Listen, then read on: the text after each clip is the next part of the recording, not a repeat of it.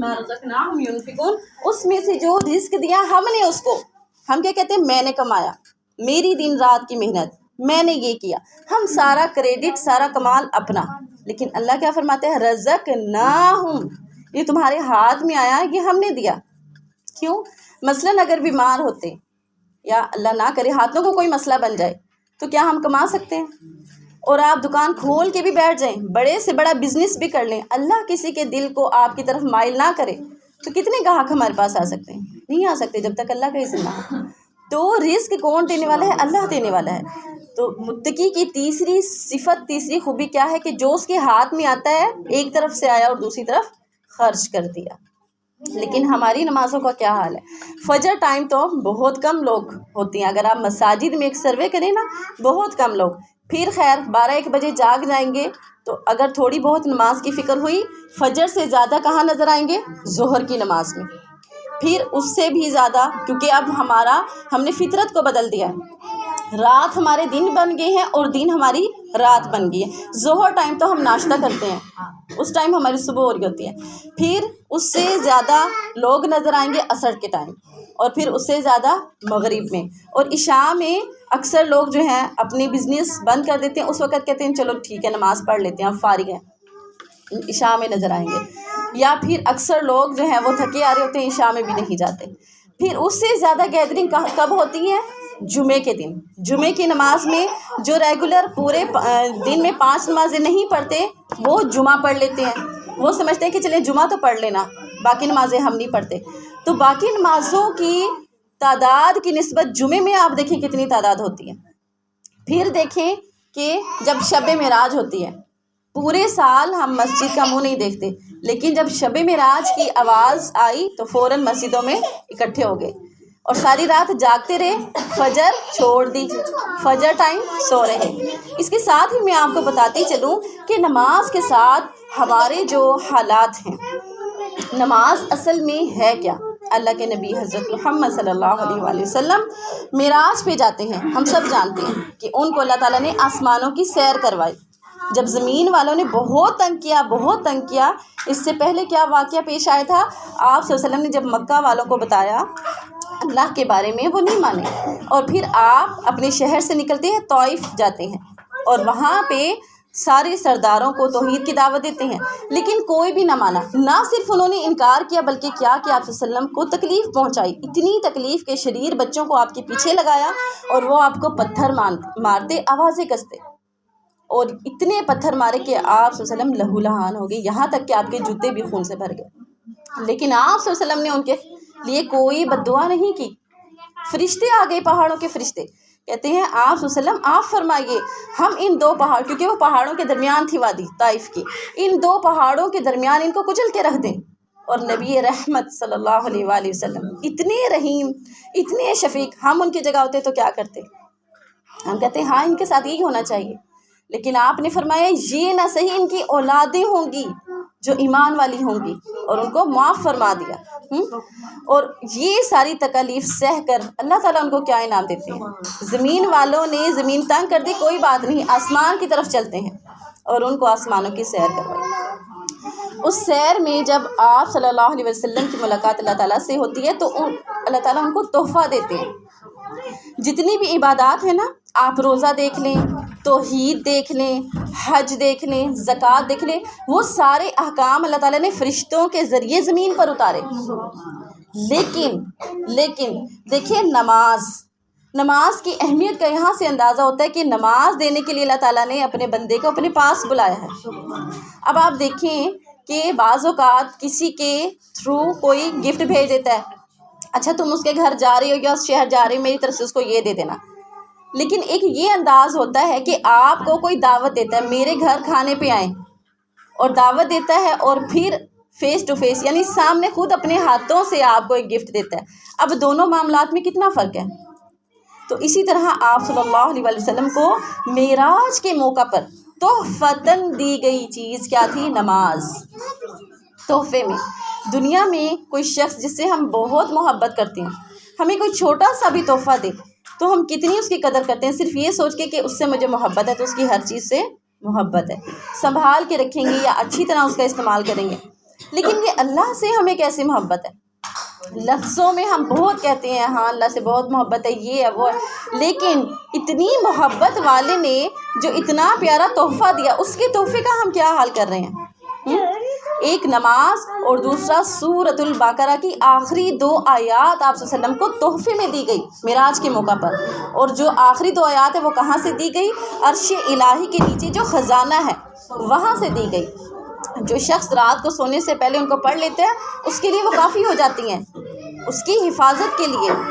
لیکن ہم کیا کرتے ہیں؟ بس یہاں بستر پہ گرے اور سو گئے، کوئی ذکر اذکار نہیں کیا۔ تو یہ حالات ہیں ہمارے نماز کے ساتھ۔ اور ہم بات کر رہے تھے کہ عام نمازوں کی نسبت جمعے کے دن نمازی زیادہ ہوتے ہیں، پھر اس میں بھی اکثر ایسے نمازی ہیں، یعنی مسلمان کہیں گے تو نہیں ان کو مسلمان، کیونکہ جو شخص تارک نماز ہوتا ہے، نماز کو چھوڑنے والا ہوتا ہے، اللہ کے نبی صلی اللہ علیہ وآلہ وسلم نے اور صحابہ کرام نے، سلف صالحین نے اس کو کافر قرار دیا ہے۔ بظاہر تو وہ مسلمان نظر آئے گا، لیکن جو نماز کو چھوڑتا ہے وہ پھر مسلمان نہیں رہتا۔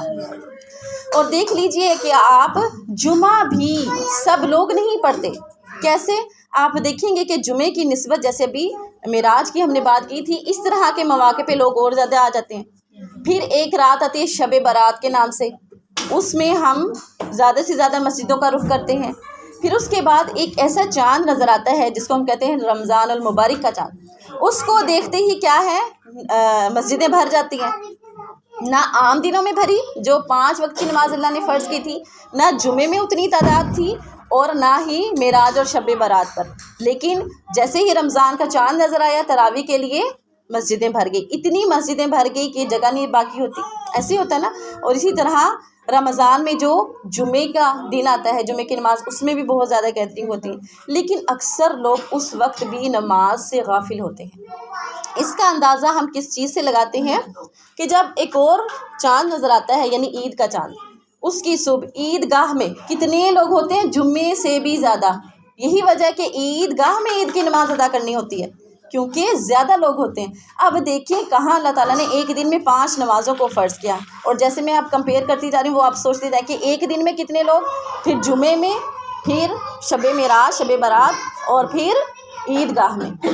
اور بہت سے بد نصیب ایسے بھی ہیں جو ساری رات بزنس کرتے ہیں چاند رات کے نام پہ، اور فجر ٹائم سوئے رہے، ان کی عید کی نماز بھی رہ جاتی ہے، گویا کہ پورے سال میں وہ ایک نماز سے بھی محروم، عید کی نماز سے بھی محروم رہ جاتے ہیں، اس لیے کہ بس ہمارا بزنس بن جائے۔ تو یاد رہے اللہ کے نبی صلی اللہ علیہ وآلہ وسلم نے معاذ بن جبل سے کہا تھا، صحابی تھے، کہ جو شخص نماز کو چھوڑ دیتا ہے اس کے وہ دنیا کے کاموں میں بھی سست پڑ جاتا ہے، بدرجہ اولا سست پڑ جاتا ہے، یعنی کہ جو نماز چھوڑے گا اس کے دنیا کے کام بھی برباد۔ اگر وہ یہ سمجھ رہے ہیں نا کہ نماز چھوڑ کے میں اپنے بزنس کو ٹائم دے رہا ہوں، نماز چھوڑ کے میں اپنی فیملی کو ٹائم دے رہا ہوں، نماز چھوڑ کے میں دنیا بنا رہا ہوں، تو یہ اس کی خوش فہمی ہو سکتی ہے، لیکن حقیقت نہیں، کیونکہ اللہ کے نبی کی بات سچی ہے۔ انہوں نے فرمایا کہ جو نماز کو چھوڑے گا وہ دنیا کے کاموں میں بھی سست پڑ جائے گا، کیونکہ دیکھیے جب ہم نماز ادا کرتے ہیں 5 وقت ہم وضو کرتے ہیں، اور وضو سے کیا ہوتا ہے، انسان ایکٹیو ہو جاتا ہے، سستی چلی جاتی ہے، کاہلی چلی جاتی ہے، اور وہ نماز کے ساتھ ساتھ دنیا کے کاموں میں بھی ایکٹیو رہتا ہے۔ لیکن جو شخص نماز کو چھوڑتا ہے وہ پھر سست اور کاہل ہو جاتا ہے، صرف دینی اعتبار سے نہیں، دنیاوی کاموں میں بھی سست ہو جاتا ہے۔ تو دیکھیے کہ اسی طرح قرآن پاک میں آتا ہے سورۃ الماعون میں، فویل للمصلین، فویل للمصلین الذین هم فی صلاتهم ساہون۔ اب یہاں سمجھانے کی بات یہ ہے کہ یہ جو 2 آیات میں نے پڑھی جن کا ترجمہ ہے ہلاکت ہے، لعنت ہے یا بربادی ہے نمازیوں کے لیے، آیت میں یہ نہیں آ رہا کہ بے نمازی کے لیے بربادی ہے، آیت میں آ رہا ہے نمازیوں کے لیے ہلاکت ہے، نمازیوں کے لیے بربادی ہے، ان نمازیوں پہ لعنت ہے۔ کون سے نمازیوں پر؟ الذین هم فی صلاتهم ساہون، جو اپنی نمازوں میں سستی کرتے ہیں۔ یہ سستی کیسی سستی ہے؟ اللہ کے نبی صلی اللہ علیہ وآلہ وسلم نے فرمایا کہ ایسا شخص جو آفتاب کو، سورج کو دیکھتا رہتا ہے، اور جب وہ سرخ ہو جاتا ہے اینڈ ڈوبنے لگتا ہے، یعنی عصر کا وقت ختم ہوتا ہے، اور پھر فوراً سے اٹھ کر کوے کی طرح 2-4 ٹھونگے مار لیتا ہے، یعنی تیزی سے سجدے کر کے اٹھ جاتا ہے۔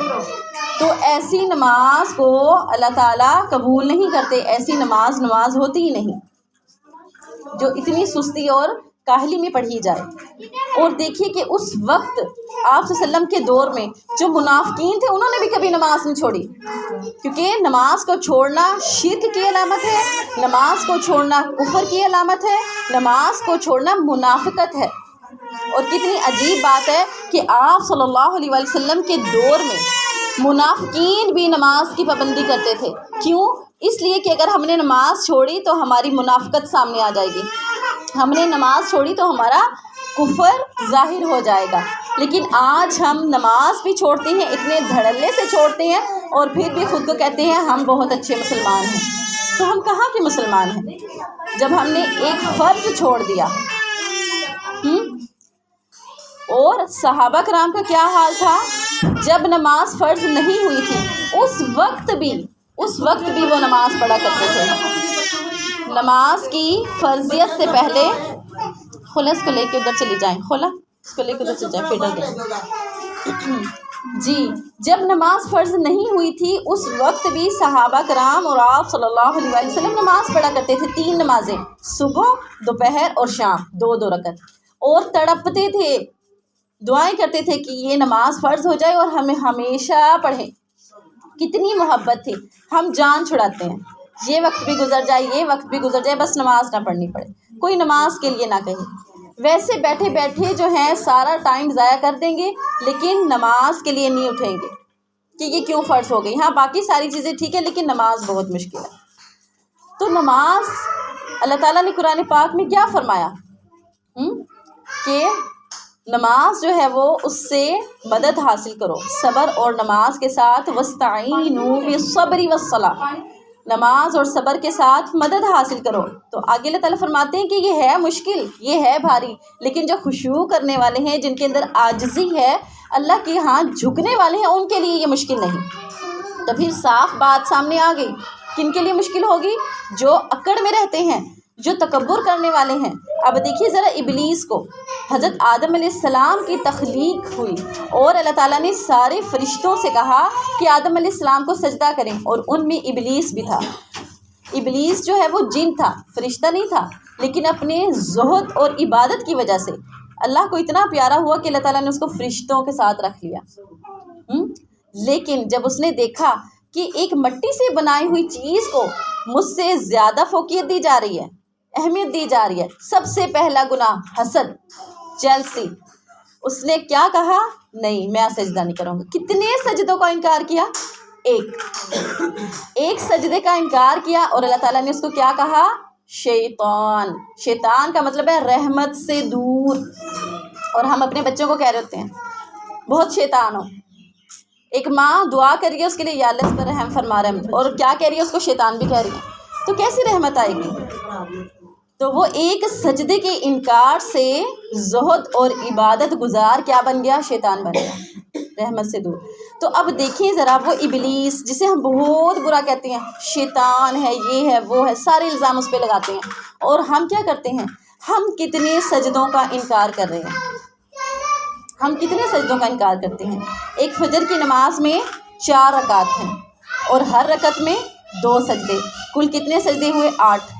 فجر چھوڑی، 8 سجدوں سے انکار کیا.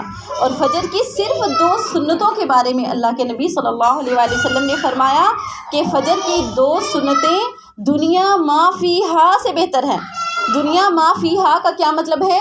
یہ دنیا اور اس میں جو کچھ بھی ہے، کتنا کچھ ہے، ہمیں یہ دنیا بہت پیاری لگتی ہے. تو اللہ کے نبی صلی اللہ علیہ وسلم نے کیا فرمایا صحابی سے کہ تمہیں میں اس سے پیاری چیز نہ بتاؤں؟